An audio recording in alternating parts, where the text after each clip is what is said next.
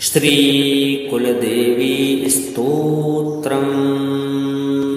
प्रत्येक प्राणी का परम कर्तव्य है कि उसे श्री कुलदेवी स्तोत्र को नित्य ही अवश्य श्रवण करना चाहिए। अपनी परिवार की खुशहाली के लिए, वंश की वृद्धि के लिए, दुर्भाग्य को सौभाग्य में बदलने के लिए और जीवन के हर क्षेत्र में सफलता प्राप्त करने के लिए कुलदेवी स्तोत्रों को अवश्य से ही श्रवण करना चाहिए। अब कुलदेवी कौन होती हैं, इनकी महिमा हमारे जीवन में इतनी अधिक क्यों है? आइए सबसे पहले हम इस बात को जान लेते हैं। देखिए, यदि आप अपनी जिंदगी से परेशान हो चुके हैं, सभी देवी देवताओं के आपने दरवाजे को खटखटाया है, लेकिन आपकी पुकार को कोई भी नहीं सुनता है, आप निराश हो चुके हैं, जीवन के हर क्षेत्र में यदि आपको सफलता प्राप्त नहीं हो रही है, आप जिंदगी से यदि तंग आ चुके हैं, तो आपको समझना चाहिए कि आपकी कुलदेवी या कुलदेवता आपसे नाराज हैं। ऐसी स्थिति में सबसे पहले आपको अपनी कुलदेवी या कुलदेवता को अवश्य ही मनाना चाहिए। यदि वह आपसे प्रसन्न हो जाती हैं, तो बाकी सभी देवता आपके ऊपर अपने आप कृपा बरसाना प्रारंभ कर देंगे। आपका सोया हुआ भाग्य जगमगा उठेगा। जीवन के हर क्षेत्र में आपको सफलता मिलना प्रारंभ हो जाएगी। अब आपकी कुलदेवी या कुलदेवता कौन है, कैसे पता करें? यदि आपको पता नहीं है कि आपकी कुलदेवी कौन है, आपके कुलदेवता कौन है, तो ऐसी स्थिति में भगवान शिव को आप अपने कुलदेव या माँ दुर्गा के लिए अपनी कुलदेवी मान सकते हैं। अब इन्हें प्रसन्न करने के लिए आपको श्री कुलदेवी स्तोत्र को नित्य से श्रवण करना चाहिए। यह स्तोत्र अत्यंत ही चमत्कारी है। इसमें माँ कुलदेवी की कृपा समाई हुई है। जो भी भक्त इसे नित्य श्रवण करता है या इसका पाठ करता है, वह माँ भगवती कुलदेवी की कृपा का पात्र हो जाता है। उसका वंश नित्य निरंतर वृद्धि को प्राप्त होता है, परिवार खुशहाल रहता है, जीवन के हर क्षेत्र में उसे सफलता मिलना प्रारंभ हो जाती है। इसके अलावा सभी देवी देवताओं की कृपा का वह पात्र हो जाता है। तो आइए माँ भगवती श्री कुलदेवी की कृपा प्राप्त करने के लिए श्री कुलदेवी स्तोत्र को श्रद्धा और भक्ति के साथ में श्रवण करते हैं। ओम श्री गणेशाय नमः। अथ श्री कुलदेवी स्तोत्रम्। ओम नमस्ते श्री कुलदेवी कुलाराध्या कुलेश्वरी कुल संरक्षणी माता कौलिक ज्ञान प्रकाशिनी। वंदे श्री कुल पूज्या त्वां कुलाम्बा कुल रक्षिणी। वेद माता जगन्माता लोक माता हितैषिणी। आदिशक्ति समुद्भूता त्वया हि कुल स्वामिनी। विश्ववन्द्या महाघोरा त्राहि मां शरणागतः। त्रैलोक्य हृदयं शोभे देवी त्वं परमेश्वरी। भक्तानुग्रहकारिणी कुलदेवी नमोस्तुते। महादेव प्रियंकरी बालानां हितकारिणी। कुलवृद्धिकरी माता त्राहि मां शरणागतम्। चिदग्निमण्डल सम्भूता राज्य वैभवकारिणी। प्रकटितां सुरेशानि वन्दे त्वां कुलगौरवां। त्वदीये कुले जातः त्वामेव शरणं गतः। त्वद्वत्सलोऽहम् आद्ये त्वं रक्ष रक्षाधुना। पुत्रं देहि धनं देहि साम्राज्यं प्रदेहि मे। सर्वदास्माकं कुले भूयात् मङ्गलानुशासनम् कुलाष्टकमिदं पुण्यं नित्यं यः सुकृति पठेत् तस्य वृद्धि कुले जातः प्रसन्ना कुलेश्वरी। कुलदेवी स्तोत्रमिदं सुपुण्यं ललितं तथा अर्पयामि भवद्भक्त्या त्राहि मां शिवगेहिनी। श्रीकुलदेव्यार्पणमस्तु। ॐ नमस्ते श्रीकुलदेवी कुलाराध्या कुलेश्वरी कुलसंरक्षणी माता कौलिकज्ञानप्रकाशिनी। वन्दे श्रीकुलपूज्या त्वां कुलाम्बा कुलरक्षिणी। वेदमाता जगन्माता लोकमाता हितैषिणी। आदिशक्ति समुद्भूता त्वया हि कुलस्वामिनी। विश्ववन्द्यां महाघोरां त्राहि मां शरणागतः। त्रैलोक्यहृदयं शोभे देवी त्वं परमेश्वरी। भक्तानुग्रहकारिणी कुलदेवी नमोऽस्तुते। महादेव प्रियंकरी बालानां हितकारिणी। कुलवृद्धिकरी माता त्राहि मां शरणागतम्। चिदग्निमण्डलसम्भूता राज्यवैभवकारिणी प्रकटितां सुरेशानि। वन्दे त्वां कुलगौरवां। त्वदीये कुले जातः त्वामेव शरणं गतः। त्वद्वत्सलोऽहम् आद्ये त्वं रक्ष रक्षाधुना। पुत्रं देहि धनं देहि साम्राज्यं प्रदेहि मे। सर्वदास्माकं कुले भूयात् मङ्गलानुशासनम्। कुलाष्टकमिदं पुण्यं नित्यं यः सुकृति पठेत् तस्य वृद्धि कुले जातः प्रसन्ना कुलेश्वरी। कुलदेवी स्तोत्रमिदं सुपुण्यं ललितं तथा अर्पयामि भवद्भक्त्या त्राहि मां शिवगेहिनी। श्रीकुलदेव्यार्पणमस्तु। ॐ नमस्ते श्रीकुलदेवी कुलाराध्या कुलेश्वरी कुलसंरक्षणी माता कौलिकज्ञानप्रकाशिनी। वन्दे श्रीकुलपूज्या त्वां कुलाम्बा कुलरक्षिणी। वेदमाता जगन्माता लोकमाता हितैषिणी। आदिशक्ति समुद्भूता त्वया हि कुलस्वामिनी। विश्ववन्द्यां महाघोरां त्राहि मां शरणागतः। त्रैलोक्यहृदयं शोभे देवी त्वं परमेश्वरी। भक्तानुग्रहकारिणी कुलदेवी नमोऽस्तुते। महादेव प्रियंकरी बालानां हितकारिणी। कुलवृद्धिकरी माता त्राहि मां शरणागतम्। चिदग्निमण्डलसम्भूता राज्यवैभवकारिणी प्रकटितां सुरेशानि। वन्दे त्वां कुलगौरवां। त्वदीये कुले जातः त्वामेव शरणं गतः। त्वद्वत्सलोऽहम् आद्ये त्वं रक्ष रक्षाधुना।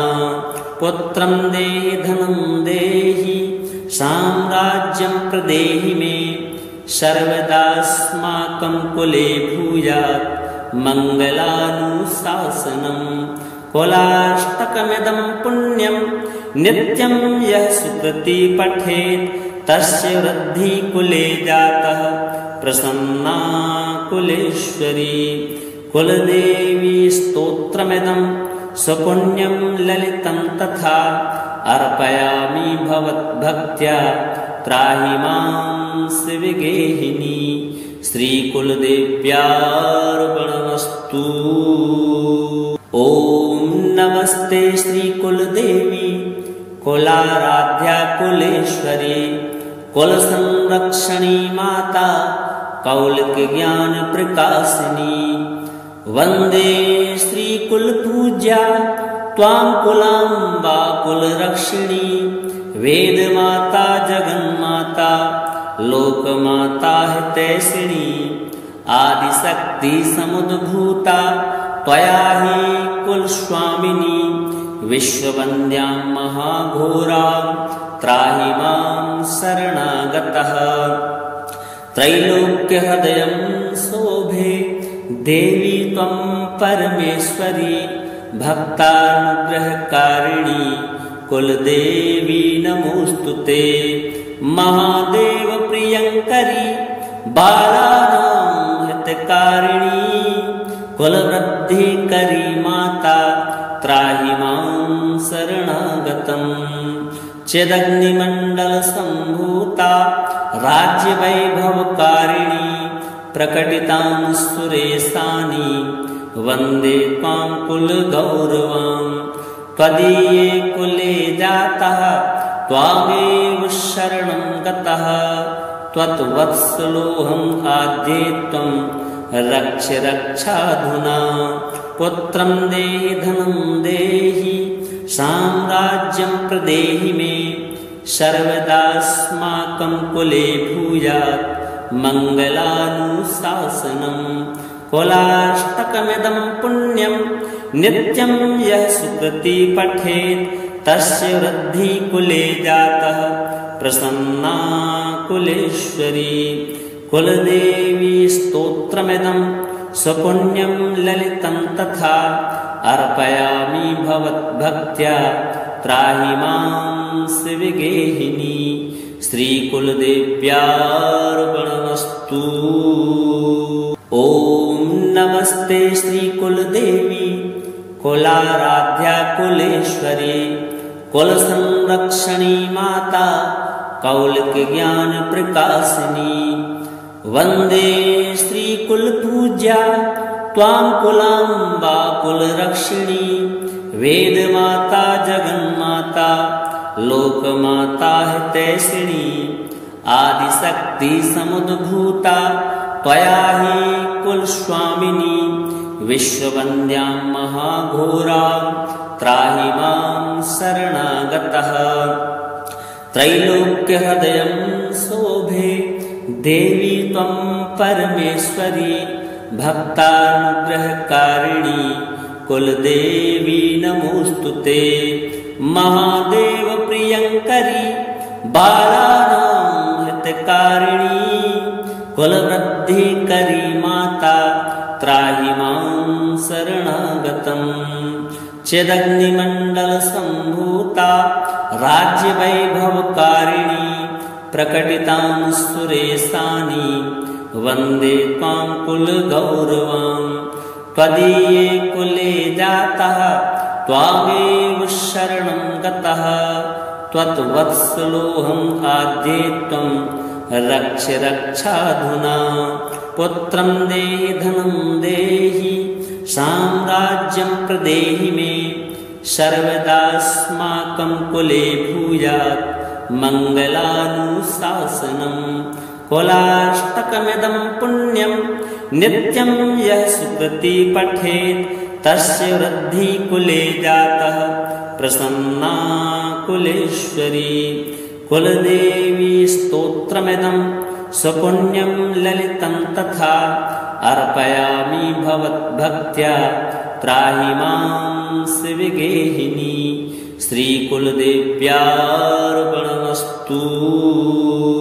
ॐ नमस्ते श्रीकुलदेवी कुलाराध्या कुलेश्वरी कुलसंरक्षणी माता कौलिकज्ञान प्रकाशिनी वन्दे श्रीकुलपूज्या त्वां कुलाम्बा कुलरक्षिणी वेदमाता जगन्माता लोकमाता हितैषिणी आदिशक्ति समुद्भूता त्वया हि कुलस्वामिनी विश्ववन्द्यां महाघोरां त्राहि मां शरणागतः त्रैलोक्यहृदयं शोभे शोभे देवी त्वं परमेश्वरी भक्तानुग्रहकारिणी कुलदेवी नमोस्तुते।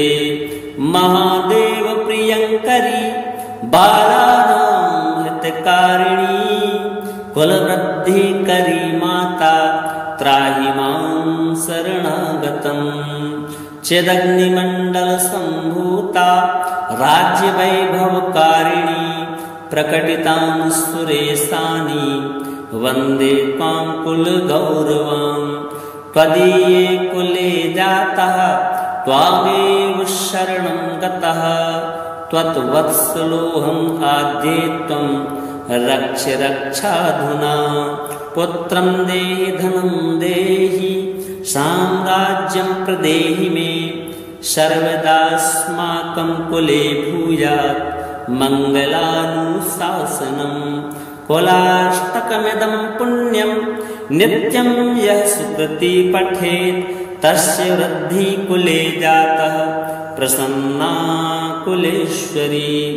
कुलदेवी स्तोत्रमिदं स्वपुण्यं ललितं तथा अर्पयामि भवद्भक्त्या त्राहि मां शिवगेहिनी। श्रीकुलदेव्यार्पणमस्तु। ॐ नमस्ते श्रीकुलदेवी कुलाराध्या कुलेश्वरी कुलसंरक्षणी माता कौलिकज्ञानप्रकाशिनी। वन्दे श्रीकुलपूज्या त्वां कुलाम्बा कुलरक्षिणी वेदमाता जगन्माता लोकमाता हितैषिणी। आदिशक्ति समुद्भूता त्वया हि कुलस्वामिनी विश्ववन्द्यां महाघोरां त्राहि मां शरणागतः। त्रैलोक्यहृदयं शोभे देवी त्वं परमेश्वरी भक्तानुग्रहकारिणी कुलदेवी नमोस्तुते। महादेव प्रियंकरी बालानां हितकारिणी कुलवृद्धिकरी माता त्राहि मां शरणागतम्। चिदग्निमण्डलसम्भूता राज्यवैभवकारिणी प्रकटितां सुरेशानि वन्दे त्वां कुलगौरवाम्। त्वदीये कुले जातः त्वामेव शरणं गतः त्वद्वत्सलोऽहम् आद्ये त्वं रक्ष रक्षाधुना। पुत्रं देहि धनं देहि साम्राज्यं प्रदेहि मे सर्वदास्माकं कुले भूयात् मङ्गलानुशासनम्। कुलाष्टकमिदं पुण्यं नित्यं यः सुकृति पठेत् तस्य वृद्धि कुले जातः प्रसन्ना कुलेश्वरी। कुलदेवी स्तोत्रमिदं स्वपुण्यं ललितं तथा अर्पयामि भवद्भक्त्या त्राहि मां शिवगेहिनी। श्रीकुलदेव्यार्पणमस्तु। ॐ नमस्ते श्रीकुलदेवी कुलाराध्या कुलेश्वरी कुलसंरक्षणी माता कौलिकज्ञानप्रकाशिनी। वन्दे श्रीकुलपूज्या त्वां कुलाम्बा कुलरक्षिणी वेदमाता जगन्माता लोकमाता हितैषिणी। आदिशक्ति समुद्भूता त्वया हि कुलस्वामिनी विश्ववन्द्यां महाघोरां त्राहि मां शरणागतः। त्रैलोक्यहृदयं शोभे देवी त्वं परमेश्वरी भक्तानुग्रहकारिणी कुलदेवी नमोस्तुते। महादेव प्रियंकरी बालानां हितकारिणी कुलवृद्धिकरी माता त्राहि मां शरणागतम्। चिदग्निमण्डलसम्भूता राज्यवैभवकारिणी प्रकटितां सुरेशानि वन्दे त्वां कुलगौरवाम्। त्वदीये कुले जातः त्वामेव शरणं गतः त्वत्वत्सलोऽहम् आद्ये त्वं रक्ष रक्षाधुना पुत्रं देहि धनं देहि साम्राज्यं प्रदेहि मे सर्वदास्माकं कुले भूयात् मङ्गलानुशासनम् कुलाष्टकमिदं पुण्यं नित्यं यः सुकृति पठेत् तस्य वृद्धि कुले जातः प्रसन्ना कुलेश्वरी कुलदेवी स्तोत्रमिदं सुपुण्यं ललितं तथा अर्पयामि भवद्भक्त्या त्राहि मां शिवगेहिनी श्रीकुलदेव्यार्पणमस्तु। ॐ नमस्ते श्रीकुलदेवी कुलाराध्या कुलेश्वरी कुलसंरक्षणी माता कौलिकज्ञान प्रकाशिनी वन्दे श्रीकुलपूज्या त्वां कुलाम्बा कुलरक्षिणी वेदमाता जगन्माता लोकमाता हितैषिणी आदिशक्ति समुद्भूता त्वया हि कुलस्वामिनी विश्ववन्द्यां महाघोरां त्राहि मां शरणागतः त्रैलोक्यहृदयं शोभे देवी त्वं परमेश्वरी भक्तानुग्रहकारिणी कुलदेवी नमोस्तुते महादेव प्रियंकरी बालानां हितकारिणी कुलवृद्धिकरी माता त्राहि मां शरणागतम् चिदग्निमण्डलसम्भूता राज्यवैभवकारिणी प्रकटितां सुरेशानि वन्दे त्वां कुलगौरवां त्वदीये कुले जातः त्वामेव शरणं गतः त्वत्वत्सलोऽहम् आद्ये त्वं रक्ष रक्षाधुना पुत्रं देहि धनं देहि साम्राज्यं प्रदेहि मे सर्वदास्माकं कुले भूयात् मङ्गलानुशासनम् कुलाष्टकमिदं पुण्यं नित्यं यः सुकृति पठेत् तस्य वृद्धि कुले जातः प्रसन्ना कुलेश्वरी कुलदेवी स्तोत्रमिदं सुपुण्यं ललितं तथा अर्पयामि भवद्भक्त्या त्राहि मां शिवगेहिनी श्रीकुलदेव्यार्पणमस्तु। ॐ नमस्ते श्रीकुलदेवी कुलाराध्या कुलेश्वरी कुलसंरक्षणी माता कौलिकज्ञान प्रकाशिनी वन्दे श्रीकुलपूज्या त्वां कुलाम्बा कुलरक्षिणी वेदमाता जगन्माता लोकमाता हितैषिणी आदिशक्ति समुद्भूता त्वया हि कुलस्वामिनी विश्ववन्द्यां महाघोरां त्राहि मां शरणागतः त्रैलोक्यहृदयं शोभे देवी त्वं परमेश्वरी भक्तानुग्रहकारिणी कुलदेवी नमोस्तुते महादेव प्रियंकरी बालानां हितकारिणी कुलवृद्धिकरी माता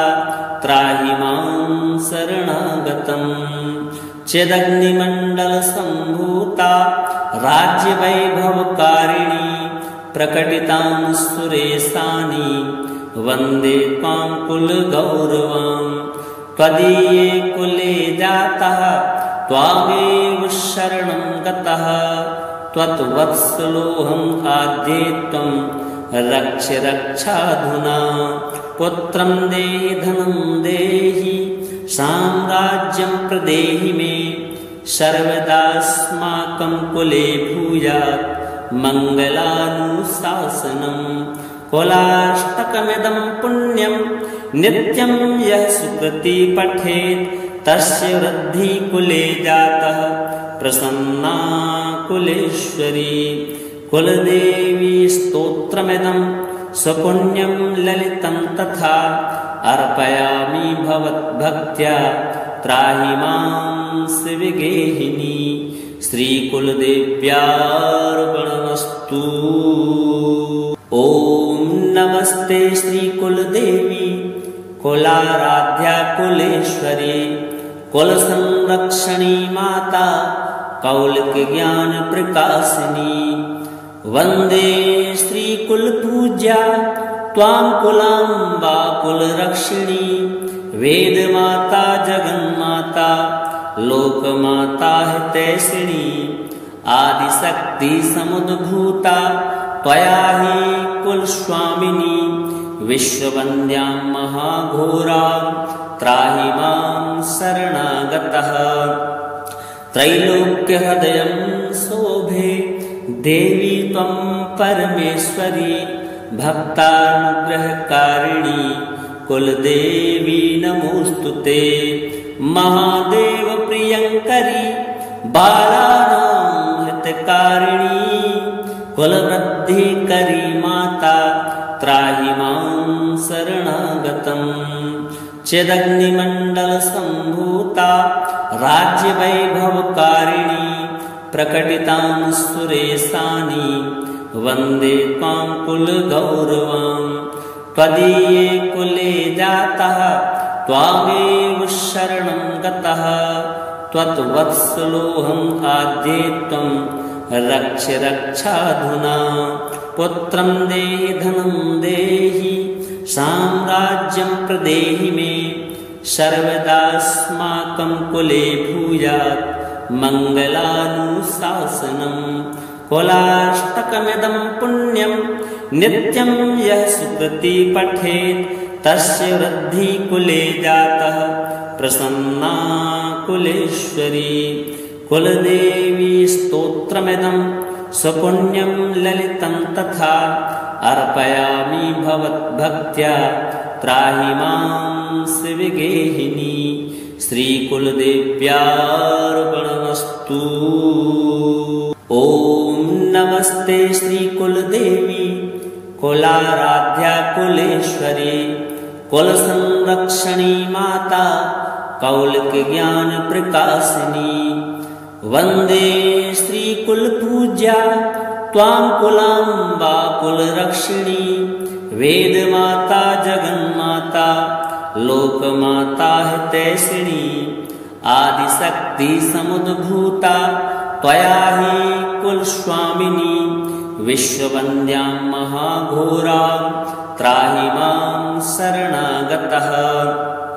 त्रैलोक्यहृदयं शोभे देवी त्वं परमेश्वरी भक्तानुग्रहकारिणी कुलदेवी नमोऽस्तुते। महादेव प्रियङ्करी बालानां हितकारिणी कुलवृद्धिकरी माता त्राहि मां शरणागतम्। चिदग्निमण्डलसम्भूता राज्यवैभवकारिणी प्रकटितां सुरेशानि वन्दे त्वां कुलगौरवां।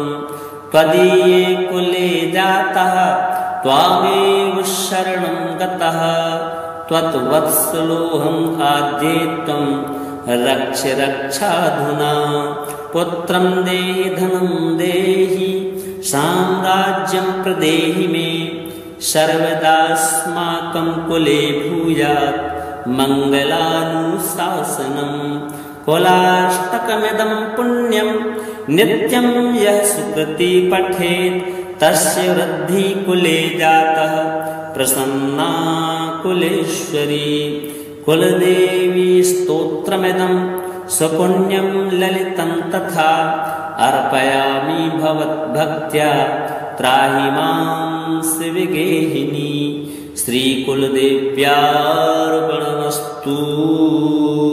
ॐ नमस्ते श्रीकुलदेवी कुलाराध्या कुलेश्वरी कुलसंरक्षणी माता कौलिकज्ञानप्रकाशिनी वन्दे श्रीकुलपूज्या त्वां कुलाम्बा कुलरक्षिणी वेदमाता जगन्माता लोकमाता हितैषिणी आदिशक्ति समुद्भूता त्वया हि कुलस्वामिनी विश्ववन्द्यां महाघोरा त्राहि मां शरणागतः त्रैलोक्यहृदयं शोभे देवी त्वं परमेश्वरी भक्तानुग्रहकारिणी कुलदेवी नमोस्तुते महादेव प्रियंकरी बालानां हितकारिणी कुलवृद्धिकरी माता त्राहि मां शरणागतम् चिदग्निमण्डलसम्भूता राज्यवैभवकारिणी प्रकटितां सुरेशानि वन्दे त्वां कुलगौरवां त्वदीये कुले जातः त्वामेव शरणं गतः त्वत्वत्सलोऽहम् आद्ये त्वं रक्ष रक्षाधुना पुत्रं देहि धनं देहि साम्राज्यं प्रदेहि मे सर्वदास्माकं कुले भूयात् मङ्गलानुशासनम् कुलाष्टकमिदं पुण्यं नित्यं यः सुकृति पठेत् तस्य वृद्धि कुले जातः प्रसन्ना कुलेश्वरी कुलदेवी स्तोत्रमिदं स्वपुण्यं ललितं तथा अर्पयामि भवद्भक्त्या त्राहि मां शिवगेहिनी श्रीकुलदेव्यार्पणमस्तु। ॐ नमस्ते श्रीकुलदेवी कुलाराध्या कुलेश्वरी कुलसंरक्षणी माता कौलिकज्ञानप्रकाशिनी वन्दे श्रीकुलपूज्या त्वां कुलाम्बा कुलरक्षिणी वेदमाता जगन्माता लोकमाता हितैषिणी आदिशक्ति समुद्भूता त्वया हि कुलस्वामिनी विश्ववन्द्यां महाघोरा त्राहि मां शरणागतः त्रैलोक्यहृदयं शोभे देवी त्वं परमेश्वरी भक्तानुग्रहकारिणी कुलदेवी नमोस्तुते महादेव प्रियंकरी बालानां हितकारिणी कुलवृद्धिकरी माता त्राहि मां शरणागतम् चिदग्निमण्डलसम्भूता राज्यवैभवकारिणी प्रकटितां सुरेशानि वन्दे त्वां कुलगौरवां त्वदीये कुले जातः त्वामेव शरणं गतः त्वत्वत्सलोऽहम् आद्ये त्वं रक्ष रक्षाधुना पुत्रं देहि धनं देहि साम्राज्यं प्रदेहि मे सर्वदास्माकं कुले भूयात् मङ्गलानुशासनम् कुलाष्टकमिदं पुण्यं नित्यं यः सुकृति पठेत् तस्य वृद्धि कुले जातः प्रसन्ना कुलेश्वरी कुलदेवी स्तोत्रमिदं स्वपुण्यं ललितं तथा अर्पयामि भवद्भक्त्या त्राहि मां शिवगेहिनी श्रीकुलदेव्यार्पणमस्तु। ॐ नमस्ते श्रीकुलदेवी कुलाराध्या कुलेश्वरी कुलसंरक्षणी माता कौलिकज्ञानप्रकाशिनी वन्दे श्रीकुलपूज्या त्वां कुलाम्बा कुलरक्षिणी वेदमाता जगन्माता लोकमाता हितैषिणी आदिशक्ति समुद्भूता त्वया हि कुलस्वामिनी विश्ववन्द्यां महाघोरा त्राहि मां शरणागतः त्रैलोक्यहृदयं शोभे देवी त्वं परमेश्वरी भक्तानुग्रहकारिणी कुलदेवी नमोस्तुते महादेव प्रियंकरी बालानां हित हितकारिणी कुलवृद्धिकरी माता त्राहि मां शरणागतम् चिदग्निमण्डलसम्भूता राज्यवैभवकारिणी प्रकटितां सुरेशानि वन्दे त्वां कुलगौरवां त्वदीये कुले जातः त्वामेव शरणं गतः त्वत्वत्सलोऽहम् आद्ये त्वं रक्ष रक्षाधुना पुत्रं देहि धनं देहि साम्राज्यं प्रदेहि मे सर्वदास्माकं कुले भूयात् मङ्गलानुशासनम् कुलाष्टकमिदं पुण्यं नित्यं यः सुकृति पठेत् तस्य वृद्धि कुले जातः प्रसन्ना कुलेश्वरी कुलदेवी स्तोत्रमिदं सुपुण्यं ललितं तथा अर्पयामि भवद्भक्त्या त्राहि मां शिवगेहिनी श्रीकुलदेव्यार्पणमस्तु। ॐ नमस्ते श्रीकुलदेवी कुलाराध्या कुलेश्वरी कुलसंरक्षणी माता कौलिकज्ञानप्रकाशिनी वन्दे श्रीकुलपूज्या त्वां कुलाम्बा कुलरक्षिणी वेदमाता जगन्माता लोकमाता हितैषिणी आदिशक्ति समुद्भूता त्वया हि कुलस्वामिनी विश्ववन्द्यां महाघोरां त्राहि मां शरणागतः त्रैलोक्यहृदयं शोभे देवी त्वं परमेश्वरी भक्तानुग्रहकारिणी कुलदेवी नमोऽस्तुते महादेव प्रियङ्करी बालानां हितकारिणी कुलवृद्धिकरी माता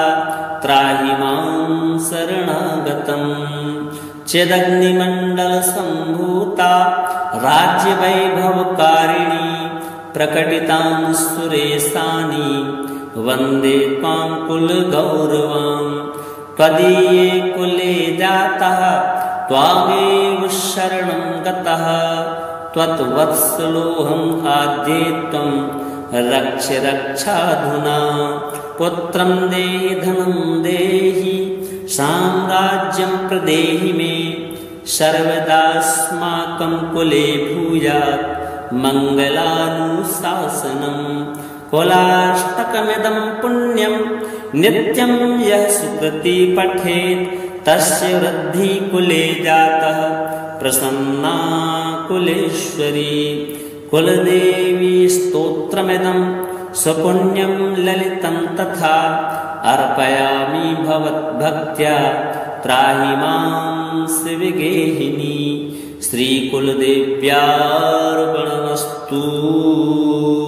ॐ नमस्ते श्रीकुलदेवी कुलाराध्या कुलेश्वरी कुलसंरक्षणी माता कौलिकज्ञानप्रकाशिनी वन्दे श्रीकुलपूज्या त्वां कुलाम्बा कुलरक्षिणी वेदमाता जगन्माता लोकमाता हितैषिणी आदिशक्ति समुद्भूता त्वया हि कुलस्वामिनी विश्ववन्द्यां महाघोरां त्राहि मां शरणागतः त्रैलोक्यहृदयं शोभे देवी त्वं परमेश्वरी भक्तानुग्रहकारिणी कुलदेवी नमोऽस्तुते महादेव प्रियङ्करी बालानां हितकारिणी कुलवृद्धिकरी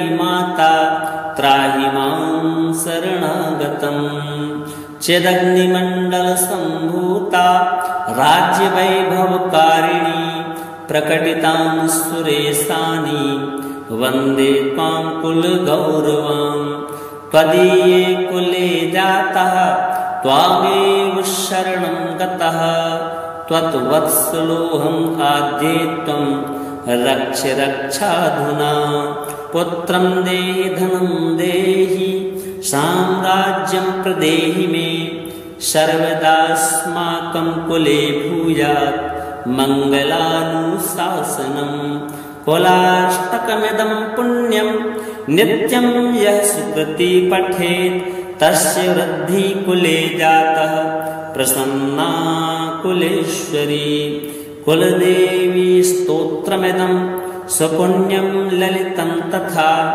अर्पयामि भवद्भक्त्या त्राहि मां शिवगेहिनी श्रीकुलदेव्यार्पणमस्तु।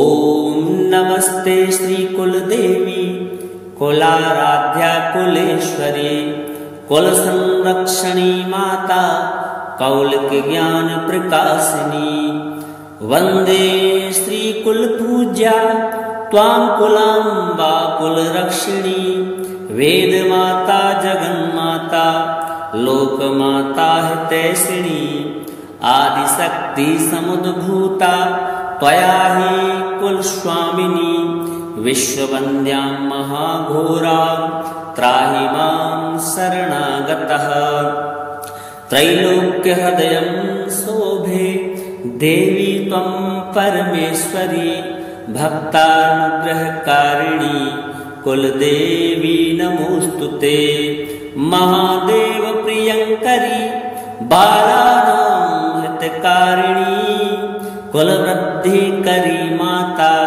त्राहि मां शरणागतम् चिदग्निमण्डलसम्भूता राज्यवैभवकारिणी प्रकटितां सुरेशानि वन्दे त्वां कुलगौरवां त्वदीये कुले जातः त्वामेव शरणं गतः त्वत्वत्सलोऽहम् आद्ये त्वं रक्ष रक्षाधुना पुत्रं देहि धनं देहि साम्राज्यं प्रदेहि मे सर्वदास्माकं कुले भूयात् मङ्गलानुशासनम् कुलाष्टकमिदं पुण्यं नित्यं यः सुकृति पठेत् तस्य वृद्धि कुले जातः प्रसन्ना कुलेश्वरी कुलदेवी स्तोत्रमिदं सुपुण्यं ललितं तथा अर्पयामि भवद्भक्त्या त्राहि मां शिवगेहिनी श्रीकुलदेव्यार्पणमस्तु। ॐ नमस्ते श्रीकुलदेवी कुलाराध्या कुलेश्वरी कुलसंरक्षणी माता कौलिकज्ञानप्रकाशिनी वन्दे श्रीकुलपूज्या त्वां कुलाम्बा कुलरक्षिणी वेदमाता जगन्माता लोकमाता हितैषिणी आदिशक्ति समुद्भूता त्वया हि कुलस्वामिनी विश्ववन्द्यां महाघोरा त्राहि मां शरणागतः त्रैलोक्यहृदयं शोभे देवी त्वं परमेश्वरी भक्तानुग्रहकारिणी कुलदेवी नमोस्तुते महादेव प्रियंकरी बालानां हितकारिणी कुलवृद्धिकरी माता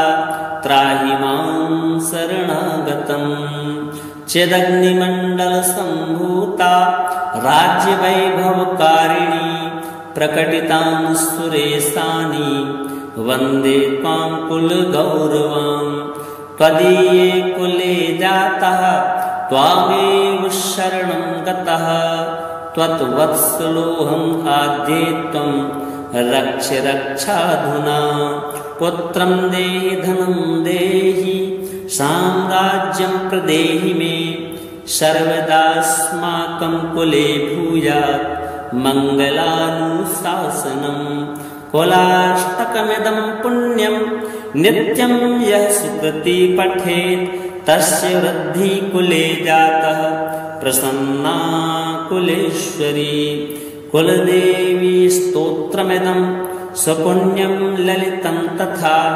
अर्पयामि भवद्भक्त्या त्राहि मां शिवगेहिनी श्रीकुलदेव्यार्पणमस्तु। अर्पणमस्तु।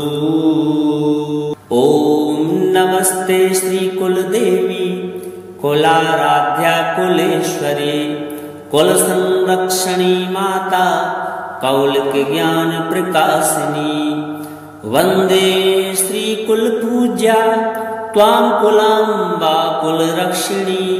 वेद माता जगन्माता लोकमाता हितैषिणी। आदिशक्ति समुद्भूता त्वया हि कुलस्वामिनी। विश्ववन्द्यां महाघोरां त्राहि मां शरणागतः। त्रैलोक्यहृदयं शोभे देवी त्वं परमेश्वरी। भक्तानुग्रहकारिणी कुलदेवी नमोस्तुते। महादेव प्रियंकरी बालानां हितकारिणी। कुलवृद्धिकरी माता त्राहि मां शरणागतम्। चिदग्निमण्डलसम्भूता राज्यवैभवकारिणी। प्रकटितां सुरेशानि वन्दे त्वां कुलगौरवां। त्वदीये कुले जातः त्वामेव शरणं गतः। त्वत्वत्सलोऽहम् आद्ये त्वं रक्ष रक्षाधुना। पुत्रं देहि धनं देहि साम्राज्यं प्रदेहि मे। सर्वदास्माकं कुले भूयात् मङ्गलानुशासनम्। कुलाष्टकमिदं पुण्यं नित्यं यः सुकृति पठेत् तस्य वृद्धि कुले जातः प्रसन्ना कुलेश्वरी। कुलदेवी स्तोत्रमिदं स्वपुण्यं ललितं तथा। अर्पयामि भवद्भक्त्या त्राहि मां शिवगेहिनी। श्रीकुलदेव्यार्पणमस्तु। ओम नमस्ते श्री कुलदेवी कुलाराध्या कुलेश्वरी कुल संरक्षणी माता कौलिक ज्ञान प्रकाशिनी। वंदे श्री कुल पूज्या त्वां कुलाम्बा कुलरक्षिणी। वेद माता जगन्माता लोकमाता हितैषिणी। आदिशक्ति समुद्भूता त्वया हि कुलस्वामिनी। विश्ववन्द्यां महाघोरां त्राहि मां शरणागतः। त्रैलोक्यहृदयं शोभे देवी त्वं परमेश्वरी। भक्तानुग्रहकारिणी कुलदेवी नमोस्तुते। महादेव प्रियंकरी बालानां हितकारिणी। कुलवृद्धिकरी माता त्राहि मां शरणागतम्। चिदग्निमण्डलसम्भूता राज्यवैभवकारिणी। प्रकटितां सुरेशानि वन्दे त्वां कुलगौरवां। त्वदीये कुले जातः त्वामेव शरणं गतः। त्वत्वत्सलोऽहम् आद्ये त्वं रक्ष रक्षाधुना। पुत्रं देहि धनं देहि साम्राज्यं प्रदेहि मे। सर्वदास्माकं कुले भूयात् मङ्गलानुशासनम्। कुलाष्टकमिदं पुण्यं नित्यं यः सुकृति पठेत् तस्य वृद्धि कुले जातः प्रसन्ना कुलेश्वरी। कुलदेवी स्तोत्रमिदं स्वपुण्यं ललितं तथा। अर्पयामि भवद्भक्त्या त्राहि मां शिवगेहिनी। श्रीकुलदेव्यार्पणमस्तु।